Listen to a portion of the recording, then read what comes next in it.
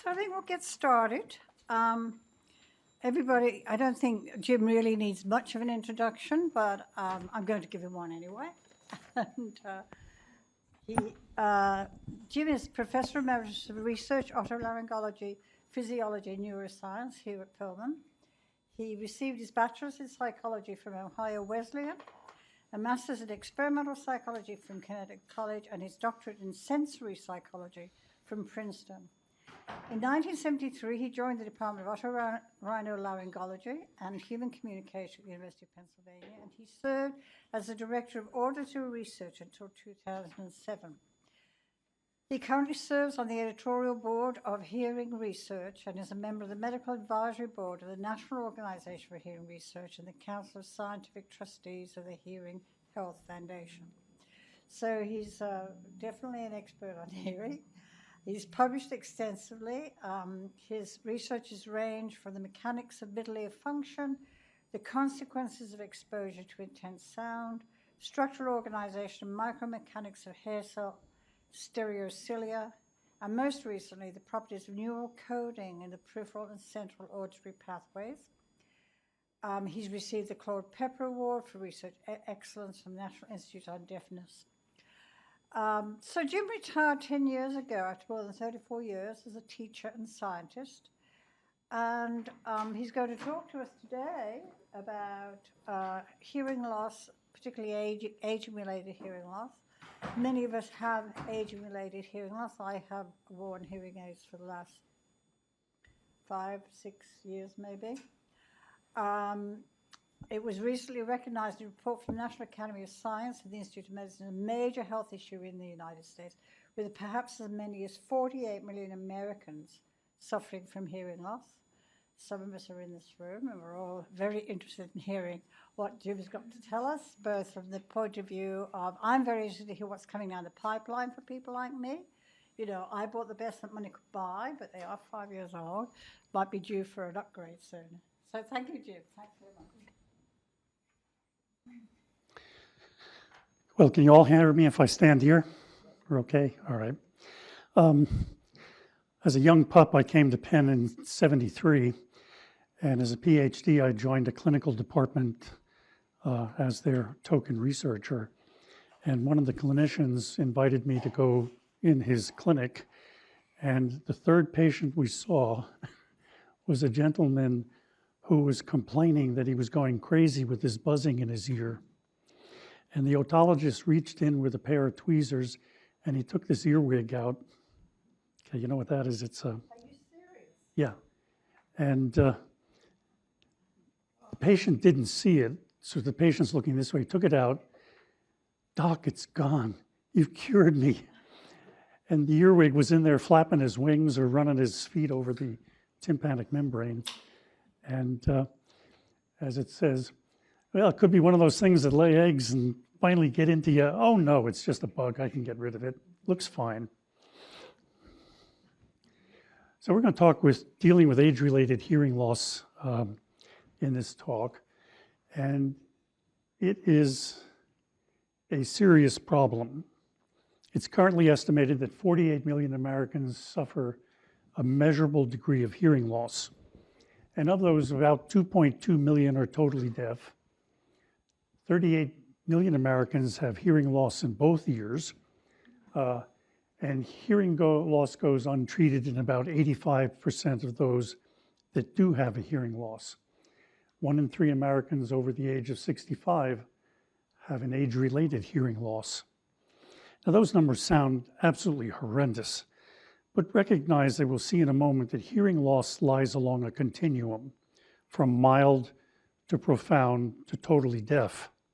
So of that 48 million, the vast majority will have mild hearing loss, moderate hearing loss, and the much smaller numbers, like 2.2 million, will be totally deaf. Nevertheless, the consequence of the hearing loss is the fact that we lose the capacity to communicate with our fellow humans. The question is, how do I know if I or somebody else has a hearing loss?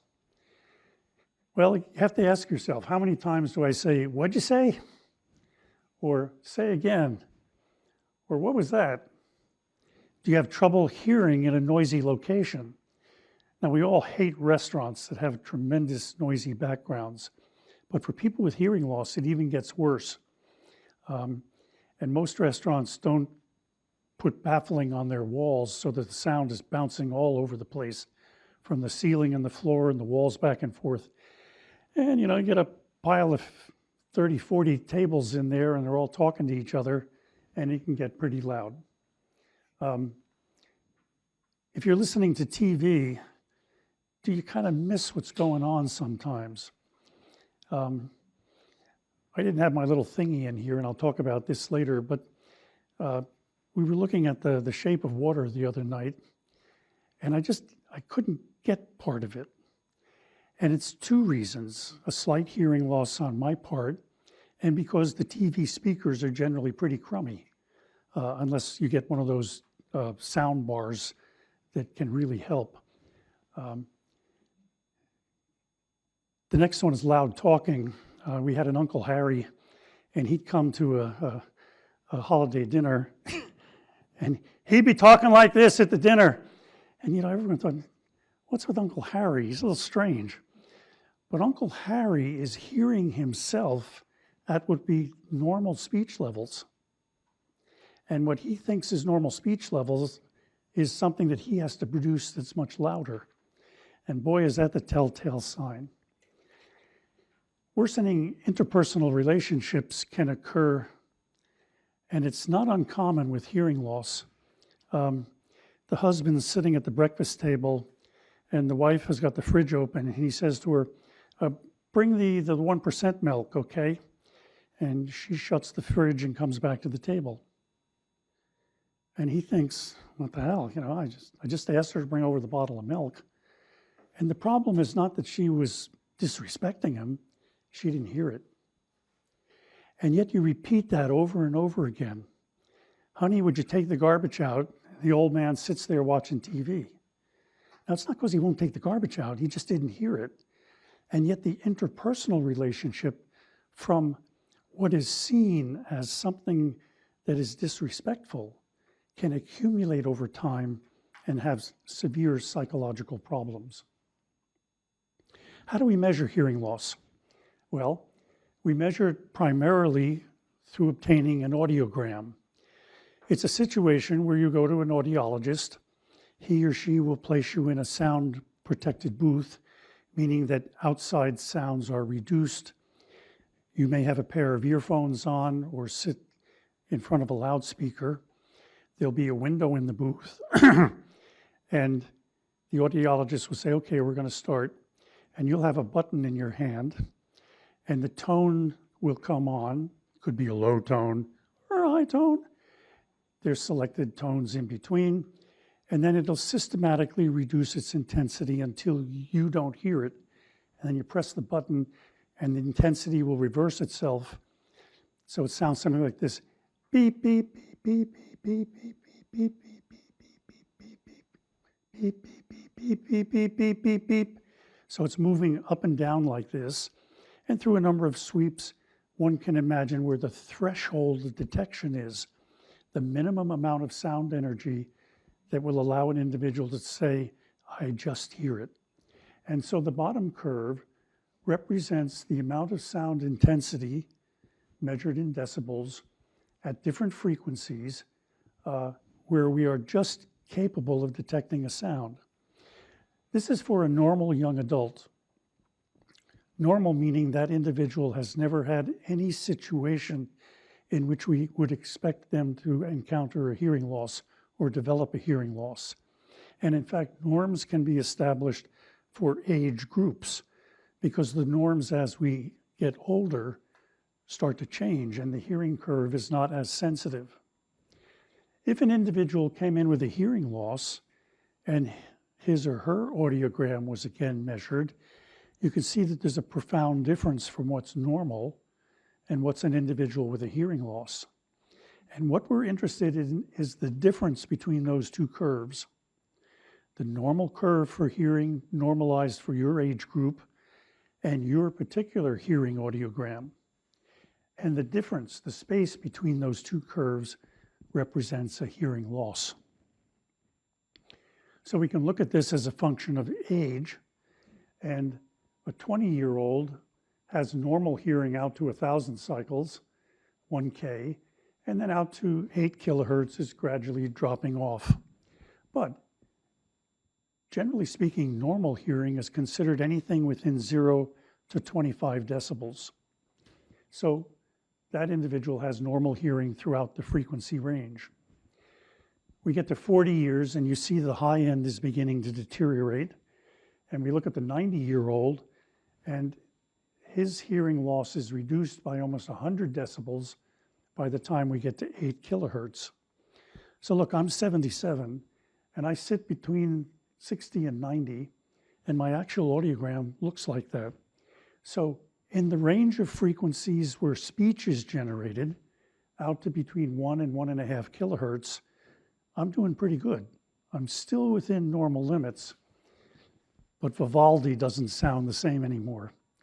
The high frequency of the string concertos is gone, because when we get to the violin frequencies with its overtones, out here at 8 to 10 to 12 to 15 kilohertz, I can't hear them. And indeed, when I play the music, I tend to turn it up really loud. And Elaine says, you know, turn it down, turn it down. And it's because I'm trying to pick up those higher frequencies which are lost to me. This natural occurrence of hearing loss with aging has a name, and it's called presbycusis.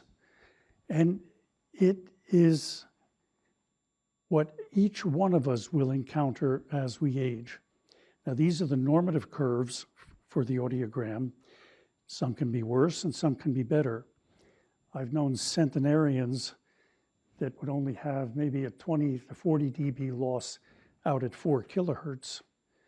And yet there's 55, 60-year-olds where the curve is so profoundly deteriorated that they can't hear much of anything. But that's the curve of normal aging. Yep. How can you say it's natural? I mean, couldn't it be like cumulative insults to our auditory system with medication, noise, whatever? I mean, how do you establish that? So I'm having a senior moment, but in the late 50s, early 60s, a team was sent out to a tribe. I think they were called the Mobans, and it was a Central Pacific Island tribe in which they had identified that there was no natural noise on the island, and the beginnings of the normal curves were established for those individuals who have never been subjected to an external condition that would cause a hearing loss, particularly noise exposure. And additional studies showed that they were pretty free from viral or bacterial insults. And so the concept of establishing a norm was developed. Now, you're absolutely right. An individual comes in and says, oh, I have normal hearing. I never worked any place where I was in a loud sound. I don't think I was exposed to anything really loud. And you check his audiogram and there's a big hearing loss. And you go explore it some more. Oh, yeah, well, you know, every 6 months, my buddy and I go down to the range and we go shooting. Okay, there it is. Or there is some medical issue that's been exposed to as a child that's not recognized. But all effort made to make those norms as pure as possible has been made. And so a baseline has been established. And that becomes then the reference for what your curve is to establish a hearing loss. Hearing loss is divided into a number of categories. Normal hearing, as I said, out to 25 decibels loss, and then mild, moderate, severe, and profound. In the state of Pennsylvania, if you have a hearing loss at 90 dB or more, you can be considered deaf. Now, what is that? So I'm going to do something. I stand in front of somebody's ear, 6 inches. Can you hear me? That's just about 87 to 90 dB. And what we're saying is that sound, that loud, cannot be heard by that individual with a 90 dB hearing loss. Now, this thing is frequency dependent also, and what the curve is showing, or the table is showing here, is that there's a constant 90 to 110 dB hearing loss at all frequencies, but that is generally not the case. The high frequencies deteriorate more severely than the lower frequencies, and there's a biologic reason for that. But the point is, I mean, it's pretty amazing when I shout like heck like that, that individual can't detect that signal at all. And that's what we mean by having a 90 or more decibel hearing loss. What are the consequences of hearing loss? And I told a little bit of this. We lose hearing sensitivity. Sounds just don't sound loud anymore. The dynamic range of sound changes. Suddenly, a sound that gets slightly more intense suddenly becomes roaringly loud in the head. We lose frequency resolution. Now, I have the capacity to discriminate low tones from high tones and everything in between. If I lose that capacity, then in a crazy sense, all sounds start to sound alike because I can't discriminate their frequency differences. There's sound distortion. Well, we know what that is. You've all turned up your stereo or your TV too loud, and suddenly the sound becomes and we can't understand it. And again, the inability to detect sound and noise. But the bottom line of all this, it is establishing a communication difficulty. We cannot interact with our fellow humans. And in fact, there's really interesting and crazy stories. I have a hearing loss. I'm at a cocktail party, and a young lady, no, we'll make it, I'm the young lady, and the gentleman says to me, particularly nice weather. And I heard him say, tickle your ass with a feather. Okay, so I give him a slap in the face, and he sort of looks like, well, what did I do? What did I go wrong? You know? And the problem is the loss of communication is not just the inability to talk back and forth, but the failure to understand what's being said to you and making inappropriate responses to the other individual's response. The biologic system begins at the outer ear, and most of all of the otopathology we consider as associated with hearing loss occurs here. And there's a couple of important elements to recognize. We have the pinna. This device is a sound collecting antenna. It funnels and focuses sound through the external auditory canal. It's about 1 inch in length, and it terminates with what's called the tympanic membrane or the eardrum at the base of the canal. The pressure in sound is compactive and rarefactive, meaning pressure increases or decreases. And that pressure wave acting on that membrane will cause it to convert from a pressure wave to a mechanical displacement. So a higher pressure will push it in and a lower pressure will pull it out. That in turn activates the 3 bones of the middle ear, the ossicles. You remember from school the hammer, the anvil, and the stirrup, the stapes, the incus, and the malleus. And they serve a very specific function to enhance the capacity of transmitting sound from an airborne source to the fluids of the inner ear. This region is called the middle ear. This is the outer ear. And the third region for hearing is the inner ear. And it consists of 2 pieces, the snail-shaped cochlea and these structures here, which are related to the sense of balance. The cochlea inside contains the sensory cells that convert vibrations, pressure waves in fluid, to electrochemical events that lead to the activation of auditory nerve fibers and then the perception of sound in the mechanisms of the central auditory pathway. There are two types of hearing loss: conductive hearing loss and sensory neural hearing loss, and they're very distinct. Conductive hearing loss constitutes a blockage of the sound from its source to the point of entry into the cochlea.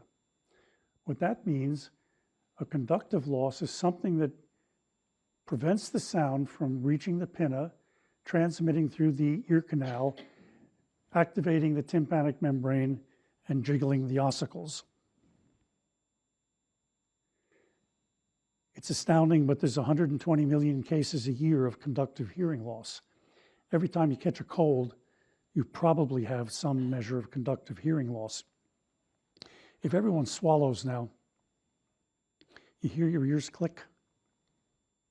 Well, that means your eustachian tube is opening and venting properly. When you get a cold, the eustachian tube shuts down, and the normal air-absorbing cells in the lining of the middle ear decrease the pressure inside the middle ear. That pressure is reestablished by secretions that come out of the epithelial lining, and gradually the middle ear fills up with fluid. Well, if that were the case, then the ability of sound vibrations to get into the cochlea would be reduced. Okay, the cold lasts 7 to 10 days, it passes, the eustachian tube opens up, and if you're not at this like I am, you recognize that point in the cold when suddenly you swallow a glop of stuff that's suddenly just drained out of your eustachian tube into the back of your throat. And suddenly the hearing comes back. Conductive hearing losses are moderate to mild, 30 to 35 decibel hearing loss. And what's most important is that they are treatable and reversible.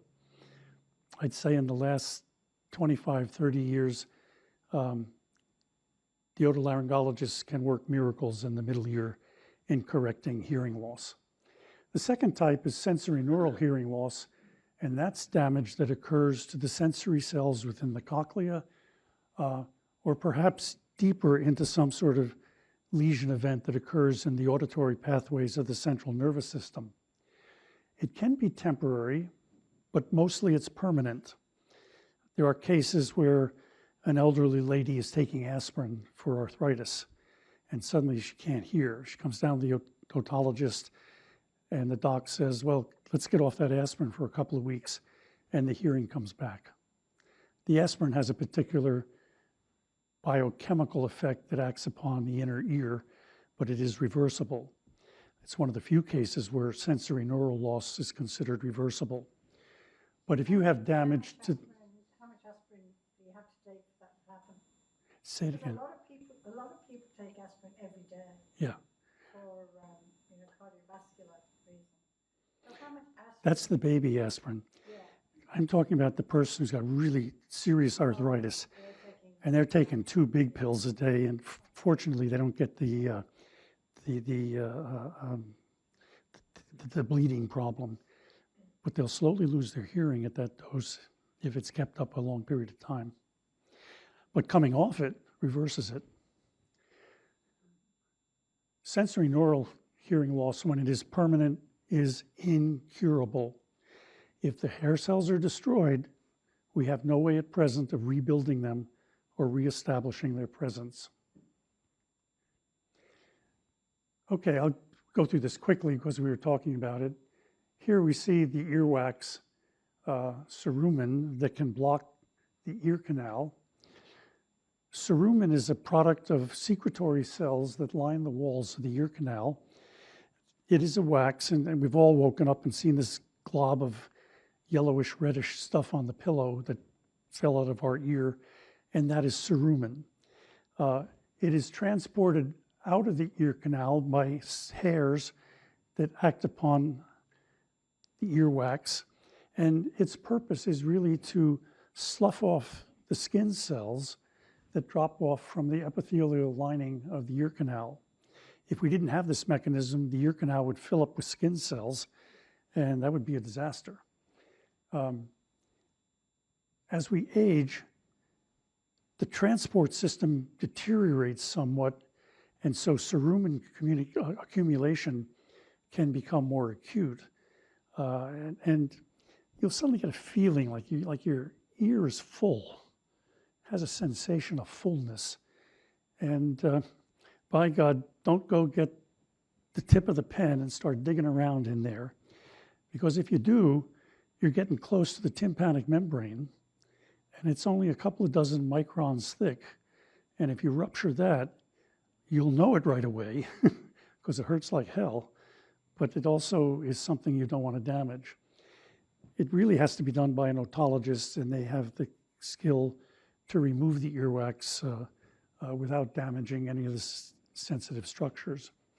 The middle ear space can cause conductive losses because of a tear in the tympanic membrane.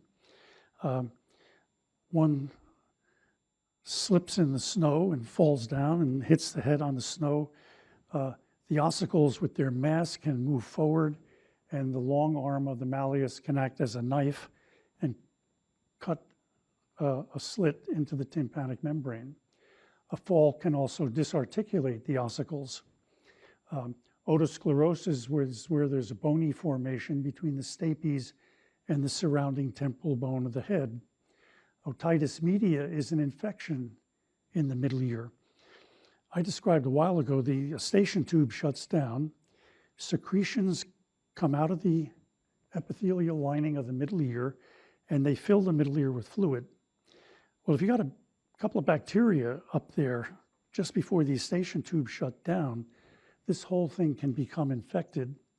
And in fact, if there's an infection in there, the amount of fluid will increase, and it'll push the tympanic membrane outward. So you have a child with an earache, and it's probably because the tympanic membrane is displaced outward. And the middle layers of the tympanic membrane contain a whole array of pain receptor sensors. And when the tympanic membrane is displaced too far, that pain sensation occurs.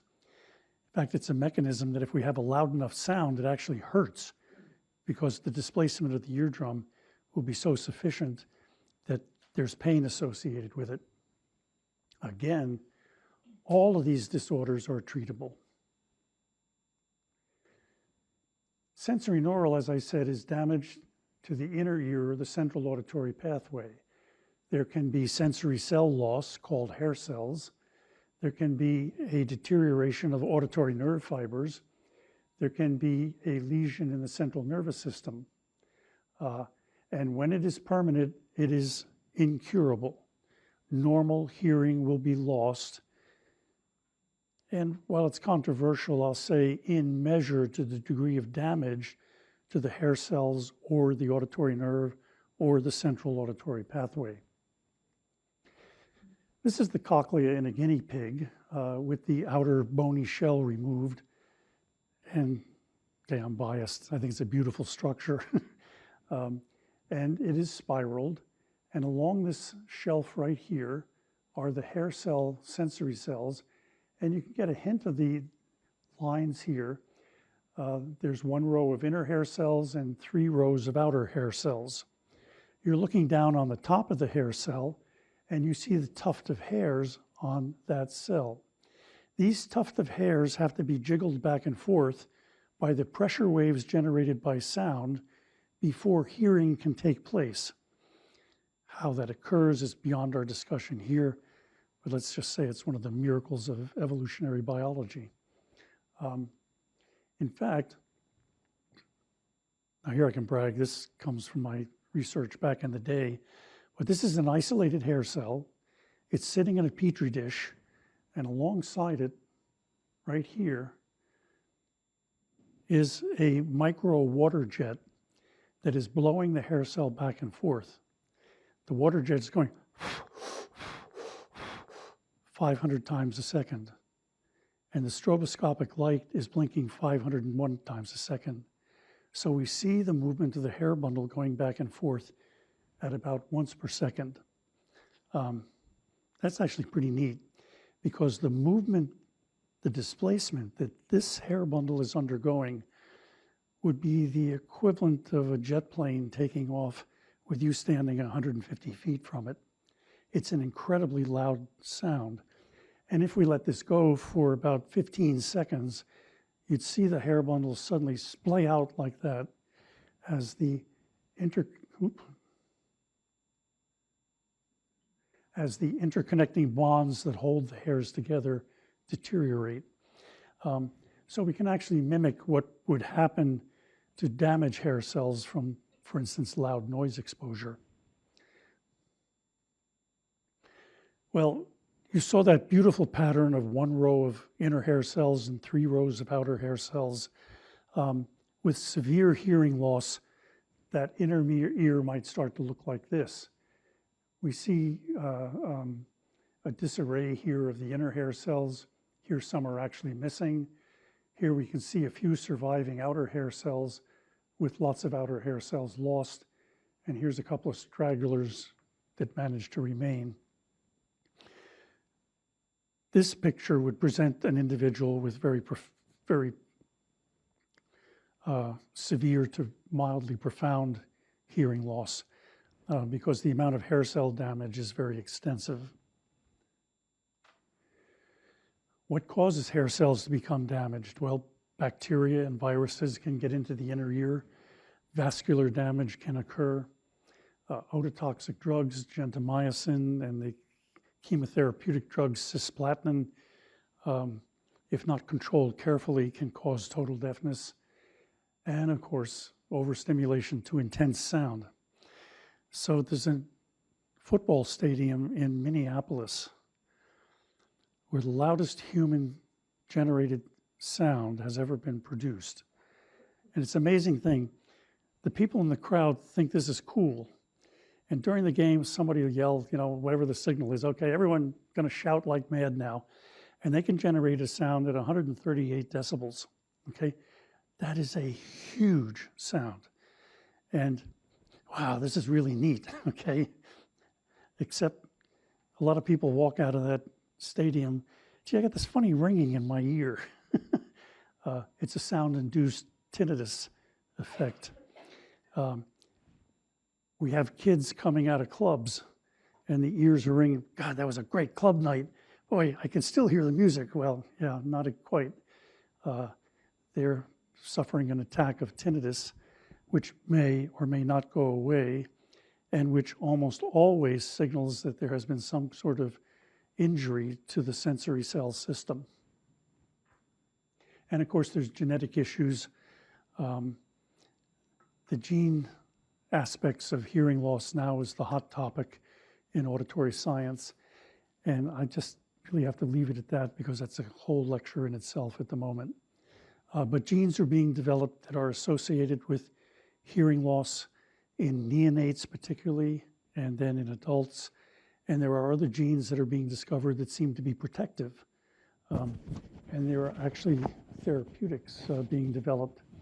So while Gene Bennett injects genetic components into the eye, there's actually clinical trials now injecting genetic material into the inner ear. The trouble is it's just not as accessible as the eye. So it's a more difficult research.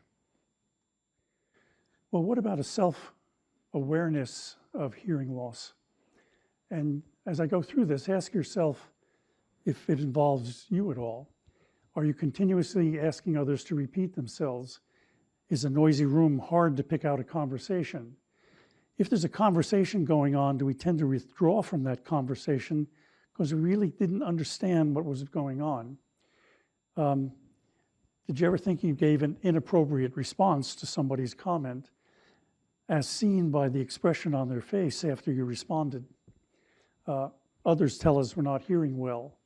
Others tell us we're talking too loud. The television's turned up too loud. You know, you'll see people go like this in a conversation. Boy, is that a telltale sign. And then you just can't understand each other. Well, what do we do about it?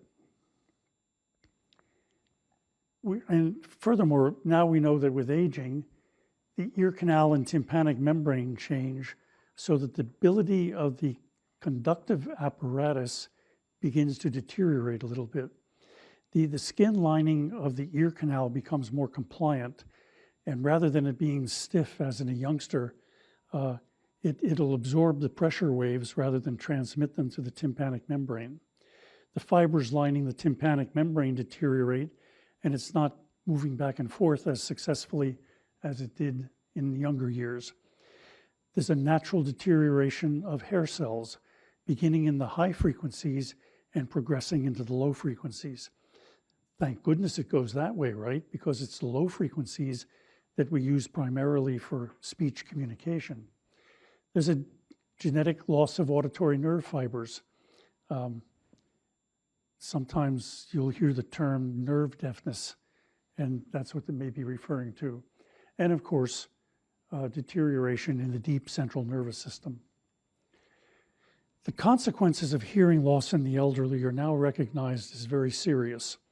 It's serious because not of the hearing loss in and of itself, but that the fact that it takes us out of the social milieu. And coming out of the social milieu as a senior citizen can result in a significant increase in the incidence of dementia and cognitive dysfunction. Hearing-assisted devices that attempts to restore hearing capability in senior citizens does look like it can reverse these consequences.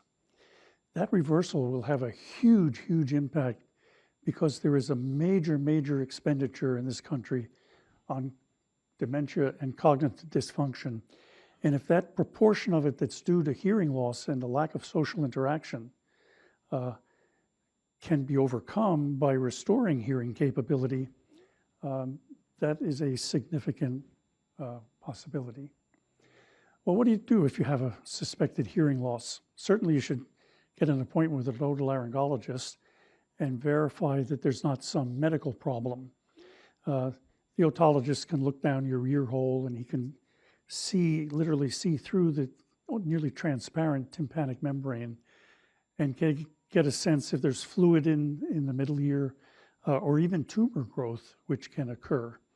And so we need to rule out medical problems first. Then you go get a hearing test by an audiologist, and the hearing test result is much like your script. You can take that then, and through the recommendation of a hearing aid dispenser or an audiologist, can purchase a hearing aid. Many hearing aids now can be bought on a trial basis, so you can take them home and see how they work for you. And you may be interested in getting a hearing contract with the purchase that might include the fitting and training. There is a gigantic sea change coming in the way in which hearing-assisted technology is going to be dispensed. And the recent congressional law of the over-the-counter hearing aid bill means that you'll be able to buy hearing aids at Costco. And what that means for you guys is the big $64 question out there. But there will be a change coming in the business model by which this sequence of otologist, audiologist, and then some sort of dispensing process takes place to provide individuals with hearing-assisted technology. So here we have an individual with an audiogram that shows a hearing loss at 8 kilohertz of about 60 decibels. If I want a hearing aid to be put on this individual, what I'm after is a hearing aid that's going to amplify sound in the reciprocal curve of the hearing loss curve. Now, what do I mean? Here, let's take 4,000 hertz. I have a 30 dB hearing loss. I need to increase the sound in my ear canal by amplifying 4,000 hertz frequencies at least 10, 20, 25 decibels, 30 decibels.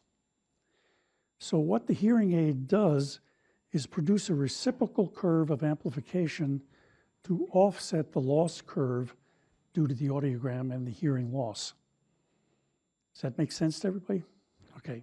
Doesn't that put the inner ear at a greater risk for noise-induced hearing loss because it's exposed to high decibel levels And most of the hearing aid devices at least should have a clipping circuit to it so that it won't exceed a certain level. But that's absolutely right. If I had, let's say in the 4 kilohertz region, I had 250 hair cells left where I normally had 500 or 1,000. And then I started hitting it with a compensatory sound at 120 decibels to try and get it back to normal. Those hair cells don't care that it's 120 decibels. All they know is they're jiggling back and forth at a huge pressure wave being brought into that inner ear. But I can clip that circuit to prevent it from going that intense, and then following OSHA guidelines and norms for what the loudest sound I can tolerate should be. Okay, so what we need is a reciprocal of that curve. A hearing aid is a most incredibly simple device. I mean, people get all upset that it's high technology. It sure ain't. It's a microphone followed by an amplifier and then a receiver. Receiver meaning a little loudspeaker. So these things right here in my ear are little loudspeakers, and the grill work you see on the front is the microphone.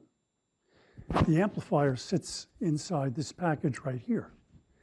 Every single hearing aid in the world has exactly the same design, except for the fact that the amplifier might be extremely sophisticated in having digital technology associated with it, or it might be simpler. And I don't know, do you still sell analog hearing aids? I don't think so. No, they're all digital nowadays. And that has actually important consequences to it. But that's all it is, a microphone to detect sound, an amplifier to amplify it. The amplifier is fancy, so it can amplify some frequencies more than others, and that can be adjusted. And then a receiver to deliver the sound into your ear hole. Now, they come in all sorts of packages. And I'll use the term vanity here because you're going to pick a package that suits your vanity. Meaning, I got this big lummoxy thing here, okay? And so if I walk down the street and there's a lot of cute young ladies, well, no, I don't have much cute young ladies looking at me anymore. But they'll see this thing here and they'll think, oh, it's a Bluetooth, cool device. But it ain't. It's a hearing assisted device. But you can get these things where where they are completely embedded into the ear canal. You've seen the ads in the paper for a thing called the miracle ear, and that actually pushes into the canal. Now the problem is you have a smaller space for the attendant battery and electronics, and so the amount of power that a miracle ear can generate may not be enough to overcome your hearing loss curve. So if you're willing to pay for less power, which means you haven't tried to recover your hearing loss through the hearing aid system, you do get the vanity factor if nobody can see it. And then there's... Do you ever take those out? Say again. I've never used those. Do you ever take them out?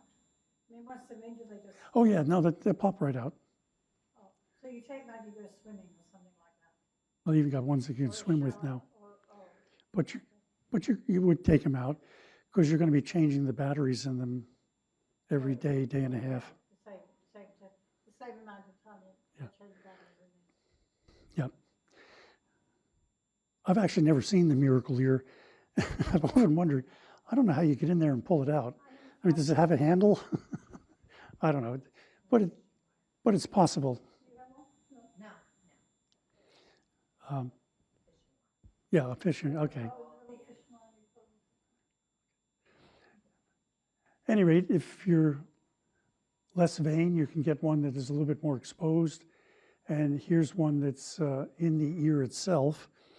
And we've all seen that. And that actually has an important property to it, because by sealing off the ear canal, you produce feedback from coming into the hearing aid system. Remember, you got a microphone, an amplifier, and a speaker. And what happens if you get the speaker and the microphone too close together? The thing will feed back and it'll start to sing. By having a heavy insulator, essentially is preventing the microphone from getting close to the speaker, and there's less opportunity for feedback. Most modern hearing aids today are fitted behind the ear, and essentially it's a little pedestal back here with a tube that leads into a prosthetic device that seals into the ear canal. The hearing aid here is generating the sound. It's passing down the tube, and then you hear it in the canal. The package here is larger. It allows for a bigger battery. It allows for stronger, more powerful electronics, and it can generate a more powerful signal. For women, this is not a problem because it's hidden by your hair. But for the guys, this vanity issue plays a terrible role, almost preventing people to acquire a hearing aid. There's a stigma associated with hearing loss. And in medieval times, a person with a hearing loss was considered to have a form of madness. And that stigma even progresses, certainly in a milder way, down to this point in time. And the stigma is really interpreted in terms of one's vanity. The hearing aids, again, today are all digital. You could buy one at Costco for about $950. It's a reasonable instrument, but they can go as high as $3,600 for 1 ear and $7,000 if you're getting them bilaterally. And they're not generally covered by insurance or Medicare. So this is a big outlay, a big expense. What the over-the-counter bill is going to do to this whole process, we'll have to wait and see. But the hope is it's going to bring the price down considerably. I talked about the ear configuration. Directionality is important too. The device I have on now is omnidirectional. It is detecting sounds in this hemisphere, okay? Anything that's a sound back behind me is being greatly attenuated. So if I were in a restaurant and I'm sitting at a table here and Yvonne and her husband are here, all the restaurant noise behind me is gone. So if we sat where there was a wall behind you, I'm going to be very relatively easily focused on your conversations. And in point of fact, this device is sufficiently sophisticated that I can change the directionality from hemisphere to about a 45-degree angle, 40-degree angle. Now for me, this has been an interesting experience because now I got this angle like this. Yvonne says something at the table, okay, I hear her, and I think somebody else said something in answer to her comment, but I'm watching her eyes because your eyes will tell me where to go, all right? And so there's a learning curve for how to use these things. And the learning curve is not just that, but it's learning how to listen again. It's learning how to hear again. I'll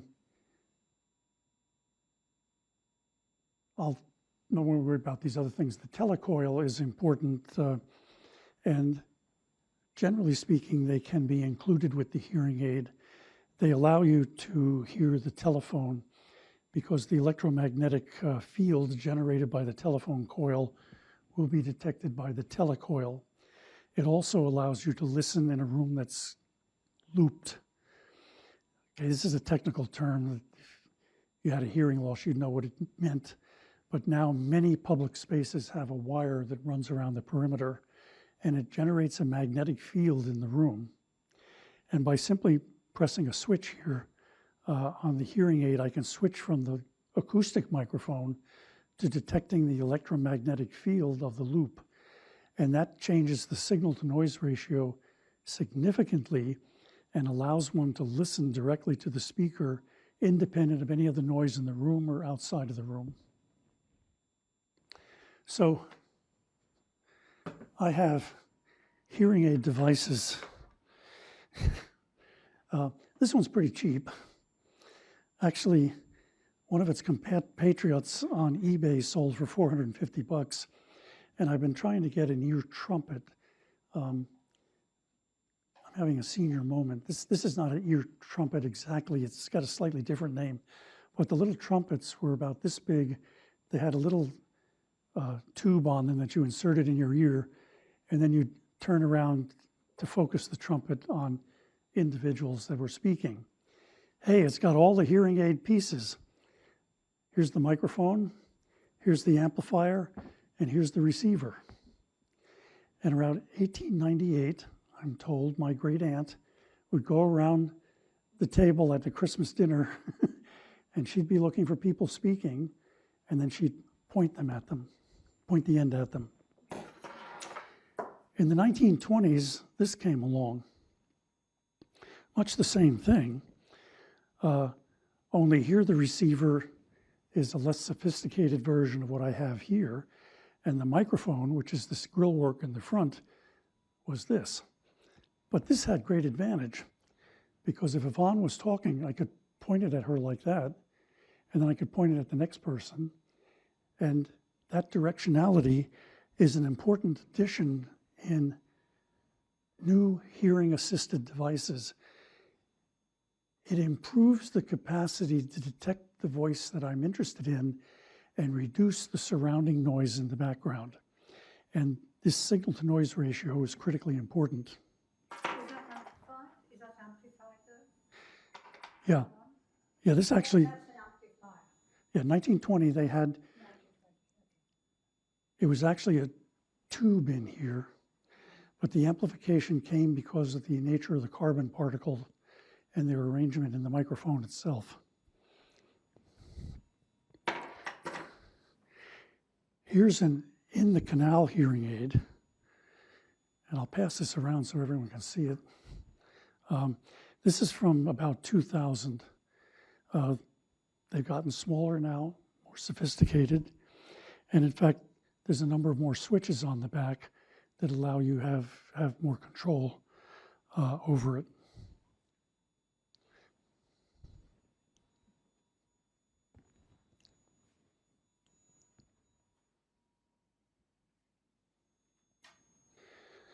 So again, these are the different kinds of hearing aids themselves.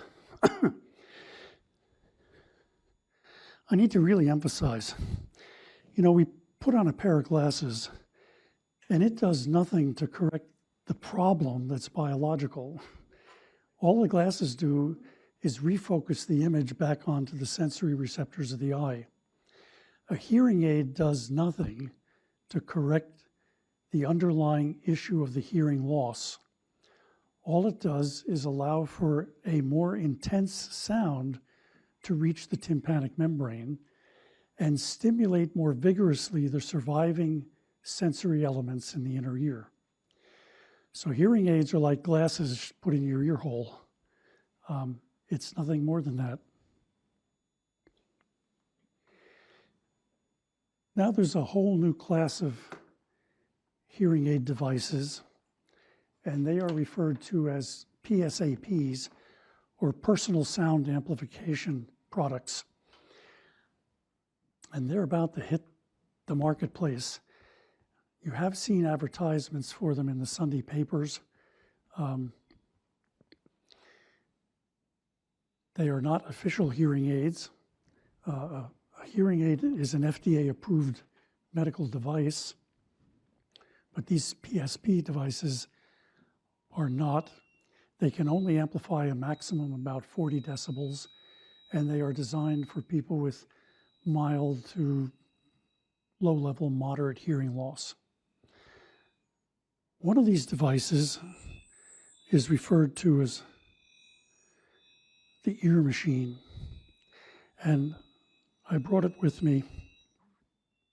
Making a very annoying sound. The what? It's making a very annoying sound. Yeah, that's the thing I've got on, and I don't know what it is. I just updated the firmware in it, and suddenly it's singing a little bit. But look, if you own an iPhone, you can download the ear machine software for free, and you can try what it seems like to use a hearing aid. So, and in fact, in this case, it's sufficiently sophisticated that you can point it at the person speaking. You have to wear the earbuds, of course.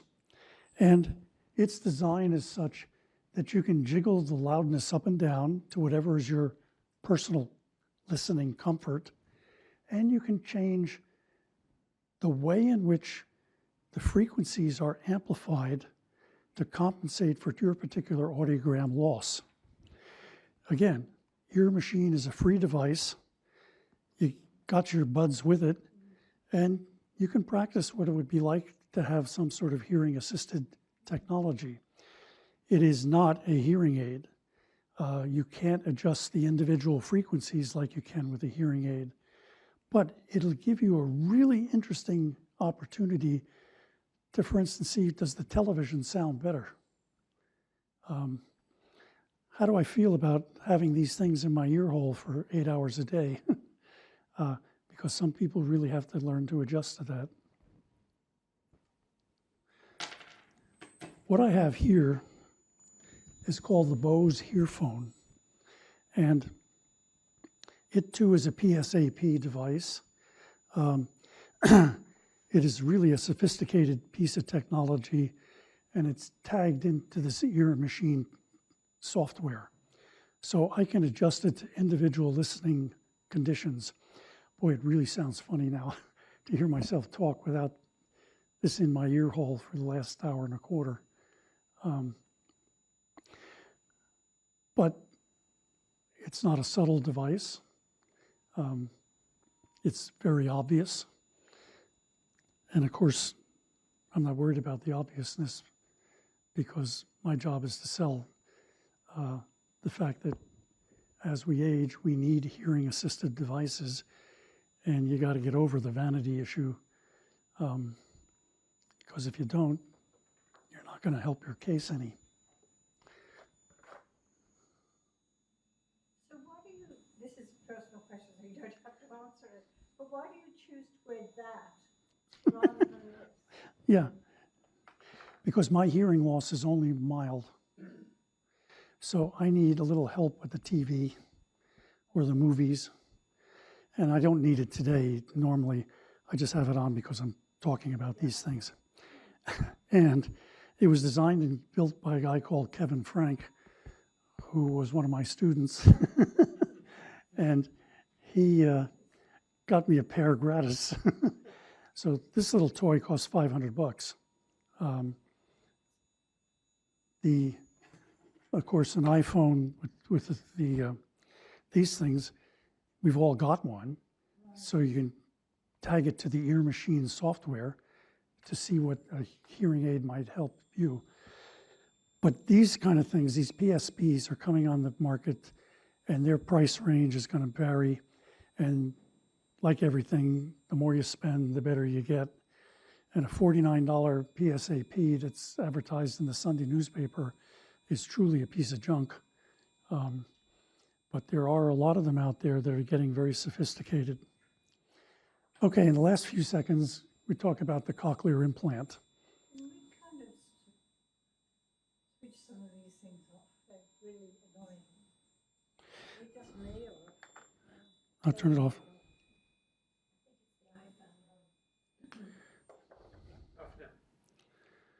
that's all right. Good now. It's okay? All right. I think it's because you're putting them next to one another. There you go. That was like separating kids. The cochlear implant is a product coming out of the 1950s.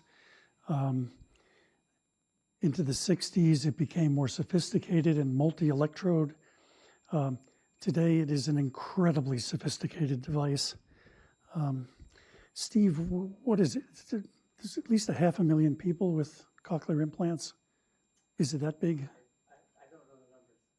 My group puts these in, and I don't, so I don't know exactly. Okay. It's certainly a huge number, and they do bilateral, and they do kids really young, and they do 2 or 3 a day. I mean, it's pretty common. It is a way of stimulating the stump of the auditory nerve by electrodes that are placed into the spiral of the cochlea of patients who have such a severe hair cell loss that they were not going to be helped very much by a hearing aid. So there is a screening process to qualify for the cochlear implant, but it is truly a miracle for people that are totally deaf if they catch it in time and install a cochlear implant. What do I mean in time? From the period of time that you lost your hair cells to the time they put in the cochlear implant, the auditory nerve fibers are degenerating back into the brain. So the capsule that they lie in is getting further and further away from the spiral of the cochlea. That means you have to put more electrical current through the electrodes to stimulate the more distant auditory nerve fibers. And if the time is sufficiently long, they can't be stimulated effectively. So if one suffered a massive hearing loss from whatever reason and managed to get a cochlear implant as soon as possible, its probability of effectiveness is greatest. But the technology today is such that the programming of the pattern of stimulation is so sophisticated that it is now estimated to be effective in restoring a significant measure of hearing capability in about 95% of cochlear implant patients. And the materials built into the cochlear implant are sufficiently sophisticated that they can last a lifetime. And so these things are being put in totally deaf kids at 12 and 14 months. And it's absolutely astounding. By 3 years of age, they're talking and listening normally. I've had folks I've known in our hearing loss association that had a cochlear implant put in. They'd been deaf for 4 or 5 years. At the day it was turned on, they understood the speech perfectly well from the moment it was turned on. Most people have to go through a learning curve because you're sending a very strange signal into the central auditory pathway, and it has to relearn how to hear again. And that relearning process was starkly made out years ago when a cochlear implant patient told me that she and her husband, shortly after the device was turned on, would go for walks in the park in the spring. And he'd say, "That's a bird chirping. That's an automobile horn. Those people on the park bench are talking." And so whatever her sensation was, she began to associate it with a bird chirping, a horn beeping, or people talking on the park bench. And within months, she recovered her capacity for perception. So the sensations she received through the cochlear implant could be converted into meaningful language. If the battery factories folded up, those people would be deaf again. And this is probably the most successful sensory prosthetic device that has yet been developed. And there are further nuances to it being developed all the time. So that's it for me. A great source of information is the Hearing Loss Association of America. They have a hotline so that if you had a hearing loss problem, you can call them and discuss your hearing loss issue. If you feel you have a hearing loss, I really urge contacting an otolaryngologist and then through them see an audiologist depending on what the audiogram reveals, get your hearing corrected. because as we age, it becomes more and more important that we don't lose communication capability. Okay, thank you. Jim, why today are hearing aids not covered by Medicare insurance? This is very disruptive to low-income people. Yes, it is. When the Medicare bill was first initiated, glasses were included in coverage, but hearing aids were not. And from that day to the present, it has been impossible to convince legislators to add hearing aids to the bill. The reason for the objection to it is that hearing aids can be much more expensive, and you got 48 million people out there that could possibly benefit by them. And so the expense to the Medicare system, if everyone all at once applied for a hearing aid, is gigantic.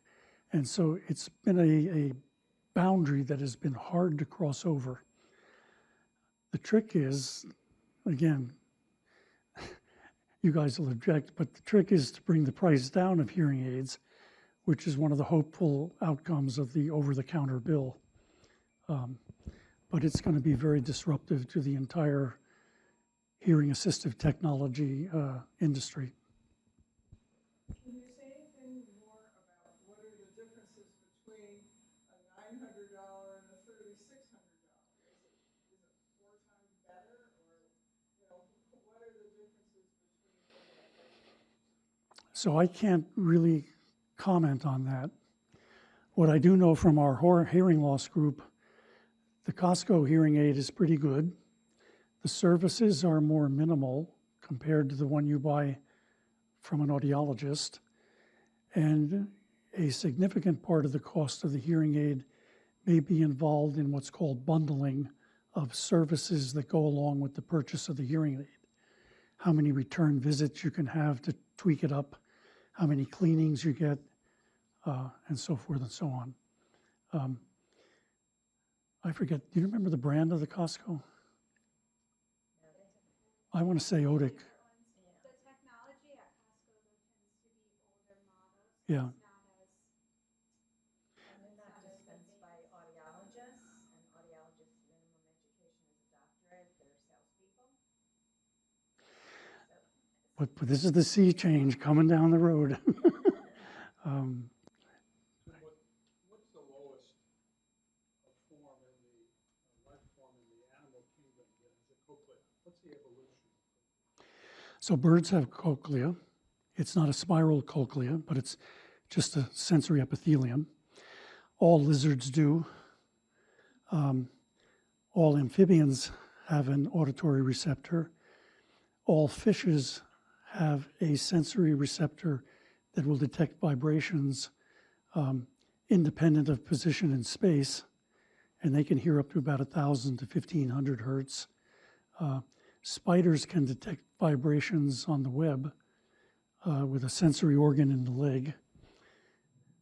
We get below that to multicellular animals. They can detect vertical and orientation, but it's by something that's a very primitive sort of hair cell. So the hair is normal when it's oriented vertically, and if it rolls over this way, the hair is bent, and somehow it tries to right itself back to normal.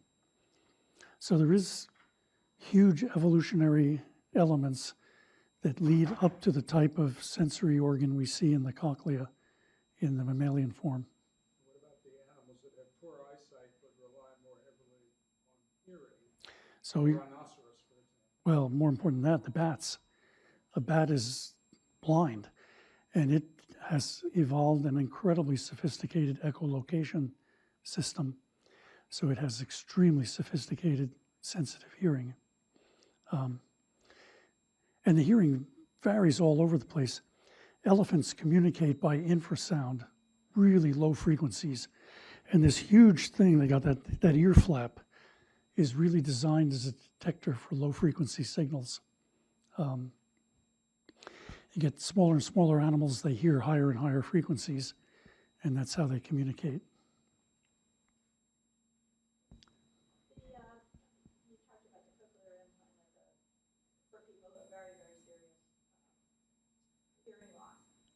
surgical, are they exploring any surgical interventions for the lower levels rather than a hearing aid? There are now surgical devices that can be placed in the middle ear. But no, there is no bypassing of the sensory system by some external electronic device other than for people with profound hearing loss. The reason's kind of crazy. If I had severe hearing loss, and maybe I'd do well if I got a cochlear implant, but generally speaking, placing the electrodes of the cochlear implant destroys the sensory surface of the cochlea. And maybe as a physician, I'd be advising my patient, see if you can wait it out because all these gene hot rods are going to figure out something. Well, I got the name of it. It's called Hear Again. And you just take one pill and it restores your hearing. So I've patented the name, but the pill itself is still a problem.